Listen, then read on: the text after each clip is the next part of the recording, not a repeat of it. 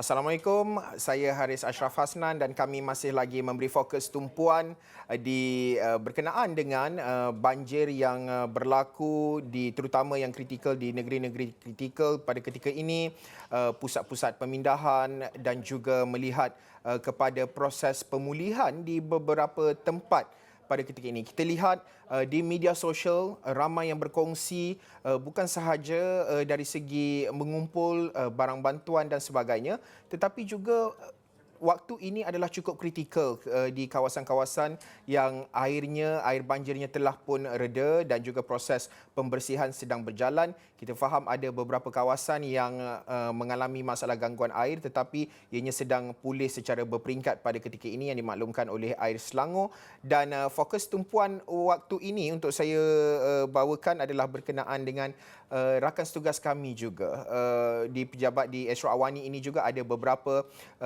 individu yang turut menjadi mangsa banjir. Kediaman mereka boleh dikatakan musnah, melibatkan dari segi kediaman dan juga barang keperluan di dalam kediaman mereka juga rosak dan sebagainya. Kerja-kerja pemulihan sedang dilakukan, pembersihan sedang dilakukan pada ketika ini. Difahamkan Firdaus Azil ada di lapangan membuat tinjauan dan juga melihat kepada situasi di sekitar Hulu Langat. Firdaus, mungkin boleh ceritakan di mana anda berada, bagaimana keadaan di situ serta kerja-kerja pembersihan yang sedang dilakukan pada ketika ini, Firdaus.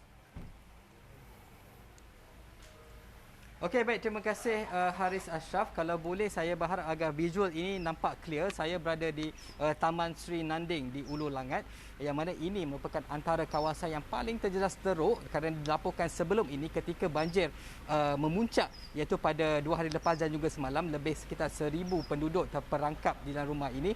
Yang mana kalau boleh sebelum itu saya nak tunjukkan keadaan sekeliling. Ini di belakang ini, okey.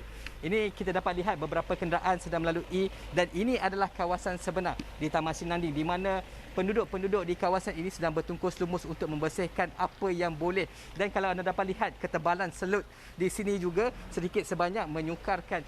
Okey, anda dapat lihat betapa tebalnya selut di sini, dan untuk mereka mencuci selut ini tidak boleh buat masa sekarang, perlu menggunakan penyodok dan sebagainya. Tidak boleh sewenang-wenangnya untuk membuang selut ini ke peparitan sedia ada, kerana dikuatiri ia akan menyebabkan tersumbat dan kemungkinan air mungkin akan boleh bertakung di kawasan ini. Dan juga anda dapat lihat di sebelah kiri dan kanan saya keadaan rumahnya bagaimana penduduk-penduduk ini sedang membersihkan mana yang boleh. Abang, apa khabar? Okey, ini dan juga di sini juga saya nak membawa, ini juga tempat di mana rakan setugas ataupun salah seorang staf Astro Awani berada di sini. Ini adalah rumah beliau, rumah Ilma, yang ke mana kita telah mengadakan berlintas langsung dengan beliau dalam sehari semalam juga kita berlintas langsung. Itu antara editor kita Encik Izwa dan juga Hilal Azmi juga berada di sana sedang membantu Ilma untuk membersihkan kawasan. Dan kalau anda dapat lihat tekanan air di situ, anda dapat ini juga antara kekangan untuk penduduk-penduduk di kawasan ini untuk membersihkan kerana tekanan airnya agak rendah dan mereka terpaksa menahan ataupun menyimpan air untuk memastikan ada bekalan air dan sebagainya. Dan anda dapat lihat betapa teruknya kawasan ini. Dan okey, baik-baik. Dan saya juga difahamkan ada juga mereka menggunakan khidmat lori luar untuk membuang, sebab memang kebanyakan barang-barang langsung tak boleh pakai. Sebentar tadi kalau dapat lihat ada satu lori yang menggunakan, maksudnya mereka datang untuk mengambil barang-barang yang tidak boleh gunakan. Anda dapat lihat longgokan tilam, kayu dan sebagainya, itu memang tidak boleh gunakan lagi. Dan lori-lori itu akan membawa barangan yang tidak boleh dipakai lagi seperti baju, sofa, malah peralatan elektrik juga saya dapat lihat juga terpaksa dibuang begitu saja. TV 43 inci, TV 50 inci dibuang begitu saja. Yang mana lori-lori ini akan membawa barangan ini ke sebuah kuari yang dikatakan kira-kira 10 km daripada sini, dan mereka terpaksa membayar kos untuk membuang ataupun meletakkan barang-barang situ kerana mereka tidak boleh meletakkan sewenang-wenangnya. Dan saya difahamkan kos yang dikenakan oleh pihak pengurusan kuari itu untuk membenarkan kawasan mereka diletakkan barang-barang yang tidak boleh gunakan ini adalah sekitar 20 ke 30 ringgit sahaja. Tetapi dah pasti pergerakan lori itu akan sentiasa, kerana itu sahaja buat masa ini alternatif yang sedia ada. Dan saya juga difahamkan pihak-pihak PBT, Majlis Pembandaran Kajang Jaya, dan malah difahamkan Majlis Pembandaran Sepang dan Majlis saya daripada PJ pun turut datang untuk membantu, untuk meninjau dan melihat apakah proses yang boleh dilakukan.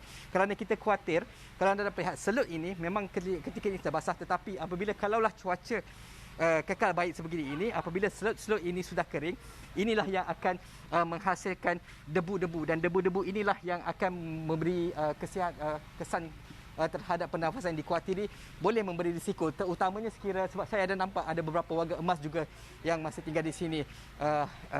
Haris. Ya, Firdaus, seperti yang dimaklumkan dalam sidang media Menteri Besar sebentar tadi, beberapa orang exco telah pun ditugaskan, diberi tanggungjawab termasuk melibatkan proses pembersihan, pemulihan termasuk dari segi kesihatan dan juga infrastruktur.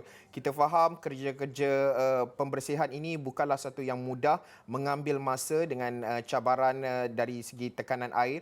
Bagaimana mereka melalui kehidupan di situ pada ketika ini? Kerana kita faham kediaman seperti kalau saya dapat lihat di visual yang Firdaus kongsikan, tilam, katil, pakaian apa semua memang tidak dapat digunakan buat masa ini. Jadi bagaimana mereka yang berada meneruskan kehidupan pasca banjir terutama di kawasan Hulu Langat Taman Sri Nanding itu, Firdaus? Okey, baik sekali soalan itu. Sebelum itu saya membawa, mungkin juga kita boleh terus terjah kepada penduduk-penduduk sini untuk bertanya mereka sendiri. Sebab ada di antara, kalau boleh saya nak bawa ke satu rumah ini. Kalau boleh saya gambarkan rumah itu ataupun ketika banjir itu melanda kawasan ini, ia boleh dikatakan mencecah. Kalau anda dapat lihat setinggi mana banjir itu, dapat melihat di kawasan dindingnya. Tetapi untuk soalan Hilas itu, saya ada soalan, Pak Cik. Kita ada soalan sikit. Kita sedang bersiaran secara langsung ketika ini. Tapi kalau terbaik kita nak tanya soalan sedikit, kalau Pak Cik tak keberatan. Kita ada satu soalan. Cik, sini. Okey. Assalamualaikum, apa khabar? Okey, minta maaf banyak ganggu. Kita sedang bersiaran secara langsung, tapi kita ada soalan straight untuk abang ya. Pertamanya, nama abang siapa? Nama Din. Nama Din. Ini adalah rumah sendirilah. Ya. Okey. Saya nak tanya, ketika kejadian itu ataupun selepas ini, bagaimanakah kehidupan abang Din untuk meneruskan kehidupan secara langsung? Adakah masih boleh tinggal di sini ataupun terpaksa mencari alternatif lain dan sebagainya? Saya kalau boleh nak cari rumah lain. Nak cari, kalau boleh sekarang ni tengah survey tempat lain yang lagi tinggi sikit lah. Okey, so maksudnya abang akan melepaskan rumah ini. Betul. Jadi ketika ini bagaimana? Sekarang ni sementara saya cuci rumah ni. Kalau sementara tak dapat rumah lain, duduk sementara. Tapi barang-barang beli mana yang basic-basic, mana yang nak pakai lah. Okay. Setakat ni kerugian dah berapa dah bang? Sebab saya tengok kereta ni pun telah ditenggelami dan sebagainya. Kereta ni saya tanya dekat service center, dalam 30,000 nak repair, nak baik pulih balik. Termasuk barang-barang lain semua?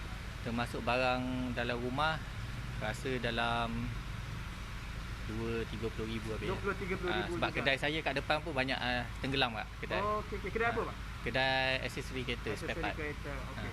Itu okey. Terima kasih banyak abang Din. Itu antara yang sempat kita kejar penduduk-penduduk di kawasan ini, dan juga saya masih nak menunjukkan keadaan sekeliling Taman Sri Nanding ini kerana di belakang sana merupakan Sungai Langat kalau tak salah saya.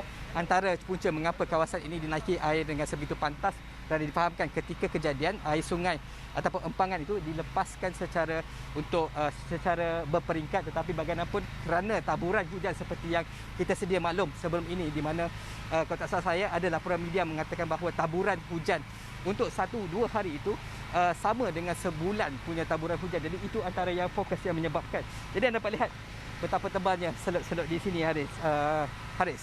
Baik, Firdaus, saya rasa untuk cross dengan Firdaus ini kita berhenti di sini kerana pertamanya kita menantikan sidang media daripada NADMA, dan saya difahamkan penerbit 745 juga berhasrat untuk cross sekali lagi berintas langsung bersama dengan Firdaus dalam Awani 745 nanti.